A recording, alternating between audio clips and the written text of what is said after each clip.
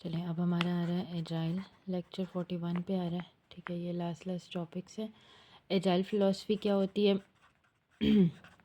Agile philosophy simple words में, agile believes big documents are waste and working software is value. ठीक है, agile क्या कहता है कि जो बिग डॉक्यूमेंट्स हैं वो उनको प्रेफर नहीं करता, वो कहता है वो वेस्ट है। और जो होता है ना working model that is valuable. ठीक है, ये एजाइल की बेसिक फ़िलासफ़ी है। अब agile is a flexible way of developing. Agile methods क्या होते हैं? जो flexible way of developing software where customer is involved all the time.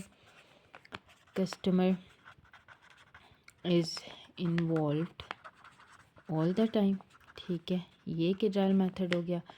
दूसरा जो है वो क्या गया? Software is delivered in small parts. ठीक हो गया। तीसरा जो है वो कहता है कि चेंजेस आर वेलकम। ठीक है, ये एजाइल की 3 प्रॉपर्टीज़ हैं कि कस्टमर को हर वक्त इन्वॉल्व करना है, सॉफ्टवेयर जब थोड़ा थोड़ा बन गया साथ ही डिलीवर कर देना, और तीसरी बात जो है वो चेंजेस जो है वो वेलकम होंगे। ठीक है, इसके बाद आ गया एजाइल फ़िलासफ़ी। एजाइल की फ़िलासफ़ी मैंने आपको बता दी है, बिग डाउन और वर्किंग मॉडल हो गई। मैनिफेस्टो क्या है? कि statement individuals over tools, people matter more. Simple meaning इसका ये होता है कि पीपल मैटर मोर। ठीक है, instead of individuals over tools. ठीक है, इसके बाद टॉक, सिर्फ कॉन्ट्रैक्ट साइन करना ज़रूरी नहीं है। आप बात करें एक दूसरे से। शो प्रोडक्ट, कि जो भी काम करते जा रहे हैं वो शो अप करते जाएं। ठीक है, और पेपर्स ना शो अप करें, प्रोडक्ट शो करें। ठीक है, और बी फ्लेक्सिबल, ये हमारी जनरेशन वाले काम है, टू द पॉइंट। ठीक है, रिक्वायरमेंट्स इन एजाइल। रिक्वायरमेंट्स क्या होती हैं? ट्रेडिशनल रिक्वायरमेंट इंजीनियरिंग हमें क्या कहती है कि बिग एसआरएस मेंटेन करें, और रिक्वायरमेंट जो स्पेसिफिकेशंस हैं वो फिक्स रिक्वायरमेंट्स होनी चाहिए, ये ट्रेडिशनल कहती है। एजाइल क्या कहती है? एजाइल रिक्वायरमेंट इंजीनियरिंग कहती है कि स्मॉल यूज़र स्टोरीज़, कोई बिग डॉक्यूमेंट नहीं, कंटिन्यूस डिस्कशन होती रहे, कंटिन्यूस डिस्कशन।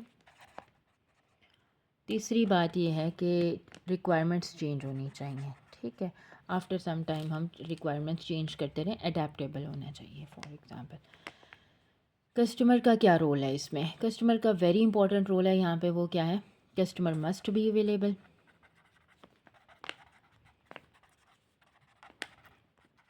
ठीक हो गया। इसके बाद जो कस्टमर का दूसरा रोल है वो ये है कि उसको अपनी डोमेन का पता हो, नो द डोमेन। तीसरी बात है उसको डिसीजन लेना आता हो। ठीक है, और ये मिसअंडरस्टैंडिंग इससे बहुत कम हो जाती है।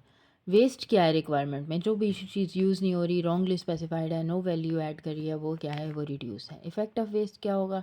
ज़्यादा कोड हो जाएगा, बग ज़्यादा होंगे, कॉस्ट हाई होगी, लेट डिलीवरी होगी। एजाइल जो करता है वो क्या करता है? प्रायोरिटाइज़ करता है चीज़ों को। आइट्रेशन छोटी छोटी होती हैं और इंक्रीमेंट्स में रिलीज़ करता है।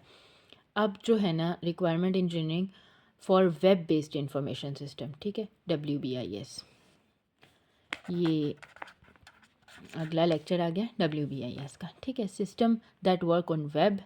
ठीक है, सिस्टम जो वेब पे वर्क करते हैं वो कौन से सिस्टम है? सिस्टम ऑन वेब, वो ई बैंकिंग, ई कॉमर्स, शॉपिफाई वगैरह हो गया, ई गवर्नमेंट, ई पोर्टल्स वगैरह जो गवर्नमेंट के हो गए वो। अब why WBIS is different? Traditional software के बहुत फ्यू स्टेक होल्डर्स होते हैं, स्टेबल रिक्वायरमेंट्स होती हैं, लॉन्ग डिलीवरीज होती हैं। ठीक है, लेकिन WBIS का क्या होता है? इसके बहुत सारे मैनी स्टेक होल्डर्स होते हैं। इसके अलावा ये रैपिड चेंज होता है। ठीक है, और इसके अलावा ये शॉर्ट साइकिल्स होते हैं। ठीक है, ये चीज़ें जो है ना ये एजाइल सॉफ्टवेयर्स को WBIS को बेटर बनाती हैं। अब WBIS के स्टेक होल्डर सिर्फ यूज़र्स नहीं होते, वो डिज़ाइनर्स भी होते हैं, वो मार्केटिंग टीम भी होती है, वो लीगल एक्सपर्ट भी होते हैं, वो कंटेंट क्रिएटर्स भी होते हैं। ठीक है, इसमें कॉन्फ्लिक्ट्स बहुत कॉमन होंगे, ज़ाहिर सी बात है। की चैलेंजेस क्या होते हैं? बहुत छोटी छोटी डेडलाइंस होती हैं, बहुत सारे ओपिनियंस आ जाते हैं, और फिर लीगल लीगल जो कंस्ट्रेंट्स हैं वो भी आ जाते हैं। अब इसमें अप्रोच कौन कौन सी है WBIS में?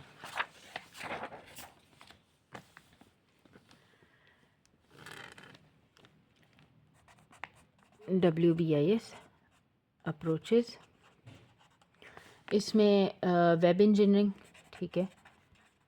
वेब इंजीनियरिंग में क्या है? Treat web development as a proper engineering. Web developer यानी ये एक प्रॉपर